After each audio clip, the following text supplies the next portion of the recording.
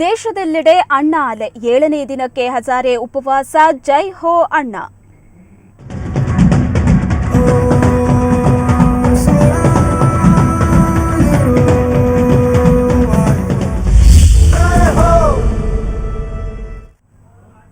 ಅಣ್ಣಾ ಹಜಾರೆ ಹೋರಾಟಕ್ಕೆ ಸಂಸದ ರಾಜೀವ್ ಚಂದ್ರಶೇಖರ್ ಬೆಂಬಲ ವ್ಯಕ್ತಪಡಿಸಿದ್ದಾರೆ. ಫ್ರೀಡಂ ಪಾರ್ಕ್ಗಿಂದು ಭೇಟಿ ನೀಡಿದ Rajeev Chandrashekhar India against corruption ನಡೆಸ್ತಾ ಇರೋ ಪ್ರತಿಭಟನೆಗೆ ಸಾಥ್ ನೀಡಿದರು. ಈ ವೇಳೆ ಮಾತನಾಡಿದ ರಾಜೀವ್ ಚಂದ್ರಶೇಖರ್, ಅಣ್ಣಾ ಹಜಾರೆ ನನ್ನ ನಾಯಕ ಅಂದ್ರು. ಹೋರಾಟದ ಮೂಲಕ ಇತಿಹಾಸ ನಿರ್ಮಾಣಕ್ಕೆ ಅಣ್ಣಾ ಮುಂದಾಗಿದ್ದಾರೆ. ನಮ್ಮ ಮಕ್ಕಳ ಭವಿಷ್ಯಕ್ಕಾಗಿಯೋ ಅಣ್ಣಾಗೆ ಸಾಥ್ ನೀಡಿ ಅಂತ ಮನವಿ ಮಾಡಿದ್ರು. ಯಾವ ರಾಜಕೀಯ ಪಕ್ಷಗಳು ಹಜಾರೆ ಹೋರಾಟ ಬೆಂಬಲಿಸುತ್ತಿವೆ ಅನ್ನೋದು ದೇಶದ ಜನತೆಗೆ ಗೊತ್ತಿದೆ ಅಂತ ರಾಜೀವ್ ಮಾರ್ಮಿಕವಾಗಿ ನುಡಿದ್ರು. ನಿವೃತ್ತ ನ್ಯಾಯಮೂರ್ತಿ ಸಂತೋಷ್ ಹೆಗ್ಡೆ ಸಹ ಪ್ರತಿಭಟನೆಗೆ ಸಾಥ್ ನೀಡಿದರು.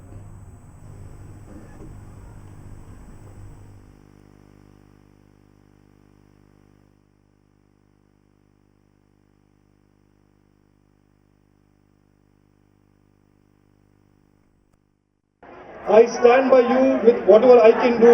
I will do everything I can do to support this movement. Anna is my God. Anna is my leader.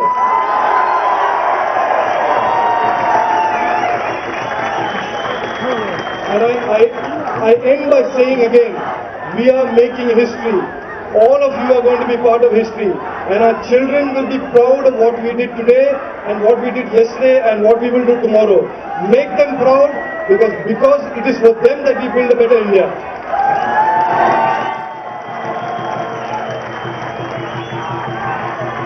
When I hear freedom fighters here telling us what we should do, they gave us the new India, and it is up to us to build the new India for our next generation. Jai Hind, Jai Karnataka, Vande Mataram. ಈ ಬಗ್ಗೆ ಹೆಚ್ಚಿನ ಮಾಹಿತಿಯನ್ನ ಪಡೆಯೋಣ. ನಮ್ಮ ವಾಹಿನಿಯ ಸಂಪಾದಕರಾದಂತಹ ಹಮೀದ್ ಪಾಳ್ಯ ಅವರು ಈಗ freedom ಪಾರ್ಕ್ನಲ್ಲಿದ್ದಾರೆ, ನಮ್ಮೊಂದಿಗೆ ನೇರ ಸಂಪರ್ಕದಲ್ಲಿದ್ದಾರೆ. ಹಮೀದ್, ಈ ಒಂದು ಅಣ್ಣಾ ಹಜಾರೆ ಹೋರಾಟಕ್ಕೆ ಚಿತ್ರನಟಿಯರು, ಸಾಹಿತಿಯರು, ಸ್ವಾತಂತ್ರ್ಯ ಹೋರಾಟಗಾರರು, ವಿದ್ಯಾರ್ಥಿಗಳು, ಮಹಿಳೆಯರು ಸೇರಿದಂತೆ ಎಲ್ಲರೂ ಕೂಡ ಬೆಂಬಲವನ್ನ ವ್ಯಕ್ತಪಡಿಸ್ತಾ ಇದ್ದಾರೆ. ಸಂತೋಷ್ ಹೆಗ್ಡೆ ಅವರು ಕೂಡ ಫ್ರೀಡಂ ಪಾರ್ಕ್ನಲ್ಲಿ ಜನರನ್ನ ಹುರಿದುಂಬಿಸ್ತಾ ಇದ್ದಾರೆ. ಒಟ್ಟಾರೆ ಈಗ ರಾಜೀವ್ ಚಂದ್ರಶೇಖರ್ ಅವರು ಕೂಡ ಫ್ರೀಡಂ ಪಾರ್ಕ್ಗೆ ಬಂದಿದ್ದಾರೆ. ಏನ್ ಹೇಳಿದ್ರು ಈ ಸಂದರ್ಭದಲ್ಲಿ? ಒಟ್ಟಾರೆ ಚಿತ್ರಣ ಹೇಗಿದೆ ಫ್ರೀಡಂ ಪಾರ್ಕ್ನಲ್ಲಿ? ಸಾವಿರಾರು ಜನ ಅಣ್ಣಾ ಹಜಾರೆಯನ್ನು ಬೆಂಬಲಿಸಿ ಭ್ರಷ್ಟಾಚಾರವನ್ನ ನಿರ್ಮೂಲನೆ ಮಾಡಬೇಕು ಈ ದೇಶದಿಂದ ಅನ್ನೋದು ಉದ್ದೇಶದಿಂದ ಫ್ರೀಡಂ ಪಾರ್ಕ್ಗೆ ಜನಸಾಗರವೇ ಹರಿದು ಬರ್ತಾ ಇದೆ. ಪಾರ್ಲಿಮೆಂಟ್ ನಲ್ಲೂ ಕೂಡ ಇದನ್ನ ಖಾಸಗಿ ಬಿಲ್ ಅನ್ನ ಪಾಸ್ ಮಾಡಬೇಕು, ಇದರ ಬಗ್ಗೆ ಚರ್ಚೆ ಆಗಬೇಕು ಅಂತ ಹೇಳಿ ಮೊಟ್ಟ ಮೊದಲಿಗೆ ಧ್ವನಿ ಎತ್ತಿದವರು ಸಂಸದ ರಾಜೀವ್ ಚಂದ್ರಶೇಖರ್ ಇವತ್ತು ವಾಲಂಟರಿ ಆಗಿ ಫ್ರೀಡಂ ಪಾರ್ಕ್ಗೆ ಬಂದು ಅಣ್ಣಾ ಹಜಾರೆಗೆ ಮತ್ತು ಅಣ್ಣಾ ಹಜಾರೆ ಬೆಂಬಲಿಗರಿಗೆ ಇಲ್ಲಿ ತಮ್ಮ ಸಂಪೂರ್ಣ ಸಹಮತ ವ್ಯಕ್ತಪಡಿಸಿದ್ರು. ಜೊತೆಗೆ ಇದು ಕೇವಲ ಯಾವುದೇ ಪಕ್ಷದ ಪರ ಅಲ್ಲ, ಯಾವುದೇ ಪಾರ್ಟಿಯ ಪರವಲ್ಲ, ಇದು ಈ ದೇಶದ ಪರವಾದ ಒಂದು ಕಾನೂನು. ಇದರ ಅಗತ್ಯತೆ ಎಷ್ಟಿದೆ ಅನ್ನೋದ್ರ ಬಗ್ಗೆ ಇಲ್ಲಿ ಸೇರಿದ ಸಾವಿರಾರು ಅಣ್ಣಾ ಹಜಾರೆ ಬೆಂಬಲಿಗರಿಗೆ ಮಾತಾಡಿದರು. ಈಗ ಸ್ವತಃ ಸಂಸದ ರಾಜೀವ್ ಚಂದ್ರಶೇಖರ್ ನಮ್ಮ ಜೊತೆ ಇದ್ದಾರೆ, ಅವ್ರ ಜೊತೆ ಮಾತಾಡೋಣ. ರಾಜೀವ್ ಜಿ, ಈ ಲೋಕಪಾಲ್ ಬಿಲ್ ಯಾವುದೇ ಪಕ್ಷದ ಪರ ಅಲ್ಲ, ಇದು ಈ ದೇಶದ ಸಾಮಾನ್ಯ ಜನರಿಗೆ ಬೇಕಾದಂತ ಒಂದು ಕಾನೂನು. ಈ ಕಾನೂನಿಗೆ ತಾವು ಸ್ವತಃ ಮುಂದಾಗಿ ಈಗ ಬಂದಿದ್ರಿ ಒಬ್ಬ ಸಂಸದರಾಗಿ, ಈ ರೀತಿ ಒಂದು ಖಾಸಗಿ ಬಿಲ್ ಅನ್ನು ಪ್ರೆಸೆಂಟ್ ಮಾಡಬೇಕು ಸಂಸತ್ತಿನ ಮುಂದೆ. ಜೊತೆಗೆ ಜನ್ ಲೋಕಪಾಲ್ ಬಿಲ್ಗೆ ಅಣ್ಣಾ ಹಜಾರೆಗೆ ನಾನು ಸಂಪೂರ್ಣ ಬೆಂಬಲ ಇದೆ, ಯುನಾನಿಮಸ್, ವಿತೌಟ್ ಎನಿ ಕಂಡೀಷನ್ ನಾನು ಸಪೋರ್ಟ್ ಮಾಡ್ತಾ ಇದ್ದೀನಿ ಅಂತ ಹೇಳಿ ಎಲ್ಲ ಎಂಪಿಗಳು ಕೂಡ ಇದಕ್ಕೆ ಸಪೋರ್ಟ್ ಮಾಡಿದರೆ ಈ ಕಾನೂನು ರಚನೆ ಆಗೋದ್ರಲ್ಲಿ ತುಂಬಾ ಈಸಿ ಆಗಲ್ವಾ? ಅಣ್ಣಾ ಹಜಾರೆಗೆ ಜೊತೆಗೆ ಈ ರಾಷ್ಟ್ರದ ಜನತೆಗೆ, ಎಂಪಿಗಳಿಗೆ, ನಿಮ್ಮ ಕೊಲೀಗ್ಸ್ಗೆ ನೀವೇನು ಹೇಳ್ತೀರಿ? I am only saying this to all the MPs. This is the aspiration of the people of India. MPs are representatives of the people of India. If people of India want a Jan Lokpal bill, MPs must rise to the occasion and build their own credibility by supporting this bill. Jan Lokpal bill must be introduced into Parliament as a bill without any changes, and a debate must happen within Parliament, and the support for the Jan Lokpal bill must come from inside Parliament, not only from outside Parliament. Right, 7 ದಿವಸ ಆಯ್ತು ಉಪವಾಸ ಕೂತ್ಕೊಂಡೀಗ ಅಣ್ಣಾ ಹಜಾರೆ, ಆದ್ರೆ ಇನ್ನೂ ಕೂಡ ಕೇಂದ್ರ ಸರ್ಕಾರ ಇದರ ಬಗ್ಗೆ ಸೀರಿಯಸ್ ಆಗಿಲ್ಲ. ಕೆಲವರು ಹಿಂಬಾಗಿಲ ಮೂಲಕ ಅವ್ರ ಜೊತೆ ಸಂಧಾನ ಮಾಡೋಕೆ ಪ್ರಯತ್ನ ಪಡ್ತಾ ಇದ್ದಾರೆ. ಇನ್ನು ಕೆಲವು ಸಲ ನಮಗೆ ಟೈಮ್ ಕೊಡಿ, ನಾವು ಅದನ್ನ ಬಗ್ಗೆ ಚರ್ಚೆ ಮಾಡ್ತೀವಿ ಅಂತ ಹೇಳಿ standing committee chairman Abhishek Singhvi ಹೇಳ್ತಾ ಇದ್ದಾರೆ. Over night we can't do this ಅಂತ ಹೇಳ್ತಾ ಇದ್ದಾರೆ. ಸೊ ಕೇಂದ್ರ ಸರ್ಕಾರದ ಈ ಸ್ಲೋ ಡಿಸಿಷನ್ ಏನ್ ಕಾರಣ ನಿಮ್ಮ ಪ್ರಕಾರ? ಗೊತ್ತಿಲ್ಲ, I don't understand it. I think the government of India has completely lost touch with the pulse of the people. The people of India want change. Everybody wants change. but only government of India sitting in Delhi seem to be living in an ivory tower, not connecting to the people of India. This will happen. Jan Lokpal will happen with the government support or without government support. I would urge the government, even today, it is not too late, come forward, engage with Anna Hazare and his team, embrace the Jan Lokpal bill, and let us have a good debate in Parliament about the Jan Lokpal bill. Right, the 70% of Indians, the young generation, the young Indian, demanding this bill, place it before the Parliament. Let us discuss, and then we'll finalize this. But young Indians demand ಏನಿದೆ? ಯಾಕೆ ಇದಕ್ಕೆ government ಕಿವಿ ಕೊಡ್ತಾ ಇಲ್ಲ? ಗೊತ್ತಿಲ್ಲ, I don't understand. It is one of the big mysteries about why the government is doing what it is doing. It is maybe history will tell us later on in few months and few years why the government has mishandled it, why the government has been so apathetic to the people's voices. ಇದು ನಮ್ಗೆ ಗೊತ್ತಿಲ್ಲ. I frankly do not understand. Ramlila ಮೈದಾನದಲ್ಲಿ ಅಣ್ಣಾ ಹಜಾರೆಗೆ ವ್ಯಕ್ತವಾಗ್ತಾ ಇರೋ ಬೆಂಬಲ ನೀವು ನೋಡ್ತಾ ಇದ್ದೀರಿ. ರಾಮಲೀಲಾದ ಈ ಹಿಂದಿನ ಎಲ್ಲ ದಾಖಲೆಯನ್ನು ಮುರಿದಿದೆ. ಕೋಟ್ಯಾಂತರ Indians, hole India demanding this bill. This bill not against any party or any particular leader or any others. This for the common Indian. This bill.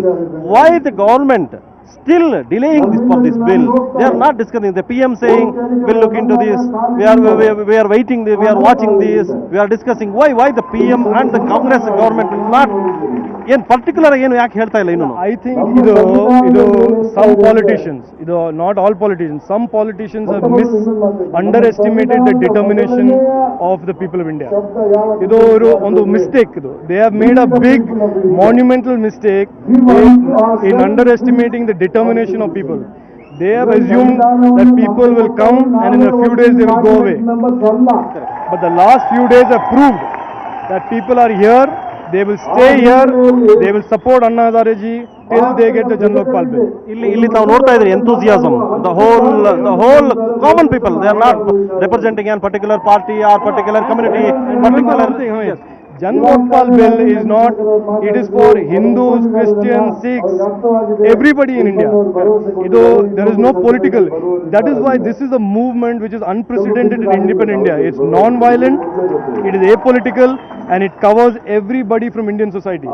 That is why this is such a unique phenomenon, and it cannot be ignored by anybody, least of all the government of the time. One last question, Rajuji. The whole India, the young generation, 7 ದಿವಸ ಆಯಿತು ಉಪವಾಸ ಕೂತಿದ್ದಾರೆ Anna Hazare. He is not lose his concentration as enthusiasm. The whole youngsters are young Indians, those who are supporting this Anna Hazare or this bill. They are not lose their concentration or enthusiasm. So government ಈಗ critical position ಇದೆ. ಇದನ್ನು ಒಪ್ಪಿಕೊಳ್ಳಲೇಬೇಕಾದ ಅನಿವಾರ್ಯತೆ ಇದೆ. So ಒಪ್ಪಿಕೊಳ್ಳೇ ಇಲ್ಲ ಅಂತ ಹೇಳಿದ್ರೆ ಮುಂದೆ ಏನಾಗಬಹುದು? ಯಾಕೆಂದ್ರೆ 7 ದಿನ ಕಳೆದ್ರು ಉಪವಾಸವನ್ನು ಅಣ್ಣಾ ಹಜಾರೆ ಬಿಡದಿಲ್ಲ. ಕಾಂಗ್ರೆಸ್ ಗೌರ್ಮೆಂಟ್ ಇನ್ನೂ ಸೀರಿಯಸ್ ಆಗಿಲ್ಲ ಅಂದ್ರೆ ಮುಂದೆ ಯಂಗ್ಸ್ಟರ್ಸ್ಗೆ, ಯಂಗ್ ಇಂಡಿಯನ್ಸ್ಗೆ, ನಿಮ್ಮ ಕೊಲೀಗ್ಸ್ಗೆ ಏನು ಹೇಳಕ್ ಬರ್ತೀವಿ? ಅಲ್ಲ, it has Anna Hazare's life cannot be put at risk. It is all ನಮ್ಮ ಕರ್ತವ್ಯ. ಅದು government responsibility also. We must urgently get government to start negotiating with Anna's team and introduce Jan Lokpal bill in Parliament. Mattu Parliament session should be extended for 1 month. The debate must start now, must go on for 1 month, and hopefully a bill should be passed by September. Okay, thank you very much. Right, ಇದಿಷ್ಟು ಸಂಸದ ರಾಜೀವ್ ಚಂದ್ರಶೇಖರ್ ಅವರ ಮಾತುಗಳು. ಯಾವುದೇ ಕಾರಣಕ್ಕೂ ಈ bill ಅನ್ನ parliament ಮುಂದೆ ತರಬೇಕು. ಇನ್ನು 1 ತಿಂಗಳ ಕಾಲ ಅಧಿವೇಶನವನ್ನು ಎಕ್ಸ್ಟೆಂಡ್ ಮಾಡಿ ಇದ್ರ ಬಗ್ಗೆ ಚರ್ಚೆ ಮಾಡೋಣ. ಈ ದೇಶಕ್ಕೆ ಈ ಕಾನೂನಿನ ಅಗತ್ಯತೆ ಎಷ್ಟಿದೆ, ಎಲ್ಲ ತನ್ನ ಸಹೋದ್ಯೋಗಿ ಎಂಪಿಗಳು ಕೂಡ ಇದಕ್ಕೆ ಸಹಕಾರ ನೀಡಬೇಕು. ಪಕ್ಷಾತೀತವಾಗಿ ಯಾವುದೇ ಜಾತಿಗಾಗಲಿ ಯಾವುದೇ ಪಕ್ಷಕ್ಕೆ ಸಂಬಂಧಪಟ್ಟ ಕಾನೂನು ಇದಲ್ಲ. ಈಗಾಗಲೇ ನಾವು ಇಲ್ಲಿ ಫ್ರೀಡಂ ಪಾರ್ಕ್ ಅಲ್ಲಿ ಗಮನಿಸಿದ್ವಿ ಒಂದು ಅನೌನ್ಸ್ಮೆಂಟ್ ನ. ಸಂಸದ DB ಚಂದ್ರೇಗೌಡ ಕೂಡ ಇನಾನಿಮಸ್ ಆಗಿ ಅನ್ಕಂಡೀಷನಲ್ ಸಪೋರ್ಟ್ ಕೊಡ್ತೀನಿ, ನಾನು ಇಲ್ಲಿಗೆ ಬರ್ತೀನಿ ಅಂತ ಹೇಳ್ತಾ ಇದ್ದಾರೆ. ಇಂಡಿಯಾ ಅಗೇನ್ಸ್ಟ್ ಕರಪ್ಷನ್ ಕಾರ್ಯಕರ್ತರು ಕೂಡ ಈಗ ಒಂದು ನಿರ್ಧಾರ ಕೈಗೊಂಡಿದ್ದಾರೆ. ಅಣ್ಣಾ ಹಜಾರೆ ಘೋಷಣೆಯ ನಂತರ ಎಲ್ಲಾ ಸಂಸದರ ಮನೆ ಬಾಗಿಲಲ್ಲಿ ಪ್ರತಿಭಟನೆ ಮಾಡಬೇಕು ಅಂತ ಹೇಳಿ, ಹಾಗೆ ಇಂದು 3 ಗಂಟೆಗೆ ಪ್ರತಿಭಟನೆ ಮಾಡ್ತಾ ಇದ್ದಾರೆ. ಈ ಪ್ರತಿಭಟನೆಯ ಘೋಷಣೆ ಹೊರಬೀಳ್ತಾ ಇದ್ದ ಹಾಗೆ ಒಬ್ಬ ಸಂಸದ DB ಚಂದ್ರೇಗೌಡ ಇಲ್ಲಿಗೆ ಬರ್ತೀನಿ ಅಂತ ಹೇಳಿದ್ದಾರೆ. ಹಾಗೆ ಈ ದೇಶದ ಎಲ್ಲಾ ಎಂಪಿಗಳು ಕೂಡ ಒಂದಾದ್ರೆ ಇದರ ಸಮಗ್ರ ಚರ್ಚೆಯಾಗಿ, ಯಾರು ಇದನ್ನ ಫೋರ್ಸ್ ಮಾಡ್ತಾ ಇಲ್ಲ, ಸಮಗ್ರ ಚರ್ಚೆಯಾಗಿ ದೇಶದ ನಾಗರಿಕರು ಕೇಳ್ತಾ ಇರುವ ಒಂದು ಕಾನೂನು ಅಗತ್ಯ ಇದೆ. ಇಲ್ಲಿ ಶಾಸಕಾಂಗ, ಕಾರ್ಯಾಂಗ, ನ್ಯಾಯಾಂಗ ಒಂದಕ್ಕೊಂದು ಅಕೌಂಟಬಲ್ ಆಗಬೇಕು. ಯಾರೂ ಕೂಡ ಇಲ್ಲಿ ಕಾನೂನಿಗೆ ಹೊರತಾದವರಲ್ಲ. ಒಬ್ಬ ಸಾಮಾನ್ಯ ಮನುಷ್ಯ ಈ ದೇಶದಲ್ಲಿ ಯಾವ ರೀತಿ ಕಾನೂನಿನ ವ್ಯಾಪ್ತಿಗೆ ಒಳಪಡ್ತಾನೋ ಹಾಗೆ ಈ ದೇಶದ ಪ್ರತಿಯೊಬ್ಬರು ಯಾವುದೇ ಉನ್ನತ ಹುದ್ದೆಯಲ್ಲಿರಲಿ ಅವನೂ ಕೂಡ ಕಾನೂನಿನ ವ್ಯಾಪ್ತಿಗೆ ಬರಬೇಕು ಅನ್ನುವ ಪ್ರಮುಖವಾದ ಕಾನೂನು ದೇಶದ ಜನತೆಗೆ ಬೇಡಿಕೆ ಇಟ್ಟಿದೆ. ಅಣ್ಣಾ ಹಜಾರೆ ನಾಯಕತ್ವದಲ್ಲಿ ಸರ್ಕಾರ ಇದಕ್ಕೆ ಏನ್ ನಿರ್ಧಾರ ಕೈಗೊಳ್ಳುತ್ತೆ, ಎಂಪಿಗಳ ಸಪೋರ್ಟ್ ಸಿಗುತ್ತೆ ಹೇಗೆ ಅನ್ನೋದನ್ನ ಕಾದೋಣ. ಎಂಪಿಗಳ ಮುಂದೆ ಧರಣಿ ಮಾಡಿ ಅಂತ ಹೇಳಿ ಅಣ್ಣಾ ಹಜಾರೆ ಕರೆ ಕೊಟ್ಟಿದ್ದಾರೆ. ಎಂಪಿಗಳು ಸಪೋರ್ಟ್ ಮಾಡ್ತಾರೋ ಇಲ್ವೋ ಅವರ ಬಣ್ಣ ಇನ್ನು ಮುಂದೆ ಬಯಲಾಗಲಿದೆ. ಓಕೆ, ಧನ್ಯವಾದಗಳು ಹಮೀದ್ ನಿಮ್ಮೆಲ್ಲ ಮಾಹಿತಿಗಾಗಿ.